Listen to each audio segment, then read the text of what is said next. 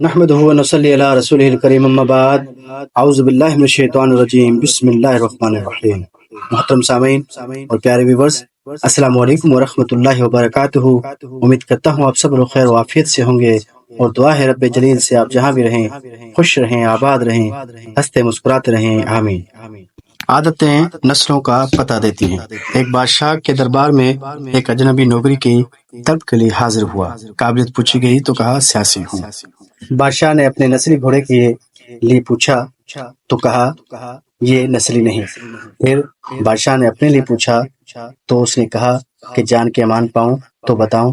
بادشاہ نے جان کے امان دی تو اس اجنبی نے کہا آپ بادشاہ ہو مگر بادشاہ زادے نہیں۔ یہ سن کر بادشاہ آگ بگولا ہو گیا، مگر چونکہ جان کے امان دے چکا تھا اس لیے اسے کچھ نہ کہا۔ لہٰذا آپ سے التماس ہے کہ یہ بڑا ہی دلچسپ واقعہ ہے، ویڈیو کو اسکپ کیے بغیر پورا دیکھیے گا، اور میرے التماس ہے ان تمام دوستوں سے جنہوں نے ابھی تک میرے چینل کو سبسکرائب نہیں کیا وہ میرے چینل کو سبسکرائب کر دیں، بیل آئیکن کو پریس کر دیں تاکہ میری ہر نئی آنے والی ویڈیو آپ تک پہنچ سکے۔ سامعین، چلتے ہیں آج کے اپنے واقعے کی طرف۔ عادتیں نسلوں کا پتہ دیتی ہیں۔ ایک بادشاہ کے دربار میں ایک اجنبی نوکری کی طلب کے لیے حاضر ہوا۔ قابلیت پوچھی گئی تو کہا سیاسی ہوں۔ عربی میں سیاسی افہام تفہیم سے مسئلہ حل کرنے والے معاملہ فہم کو کہتے ہیں۔ بادشاہ کے پاس سیاستدانوں کی بھرمار تھی، اسے خاص گھوڑوں کے استبل کا انچارج بنا لیا گیا جو کہ حال ہی میں فوت ہو چکا تھا۔ چند دن بعد بادشاہ نے اس سے اپنے سب سے مہنگے اور عزیز گھوڑے کے متعلق دریافت کیا۔ اس نے کہا نسلی نہیں ہے۔ بادشاہ کو تعجب ہوا، اس نے جنگل سے سائس کو بلا کر دریافت کیا۔ اس نے بتایا گھوڑا نسلی ہے لیکن اس کی پیدائش پر اس کی ماں مر گئی تھی، یہ گائے کا دودھ پی کر اس کے ساتھ پلا ہے۔ بادشاہ نے مسحول کو بلایا اور اس سے پوچھا کہ تم کو کیسے پتہ چلا اصل نہیں ہے؟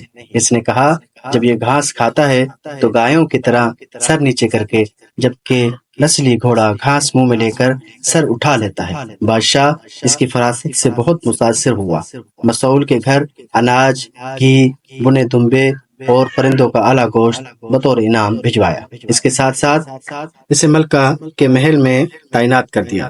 چند دنوں بعد بادشاہ نے مصاحب سے بیگم کے بارے میں رائے مانگی۔ اس نے کہا طور و اطوار تو ملکہ جیسے ہیں لیکن شہزادی نہیں۔ بادشاہ کے پیروں تلے سے زمین نکل گئی، حواس بحال کیے، ساس کو بلاوا بھیجا، معاملہ اس کے گوش گزار کیا۔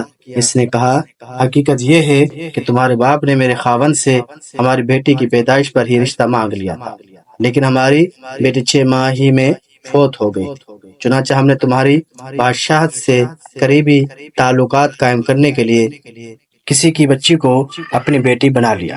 بادشاہ نے مصاحب سے دریافت کیا تم کو کیسے علم ہوا؟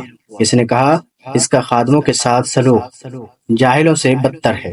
بادشاہ اس کی فراست سے خاصا متاثر ہوا، بہت سا اناج، بھیڑ بکریاں بطور انعام دی، ساتھ ہی اسے اپنے دربار میں متعین کر دیا۔ کچھ وقت گزرا، مصاحب کو بلایا، اپنے بارے میں دریافت کیا۔ مصاحب نے کہا جان کی امان پاؤں تو بتاؤں۔ بادشاہ نے وعدہ کیا۔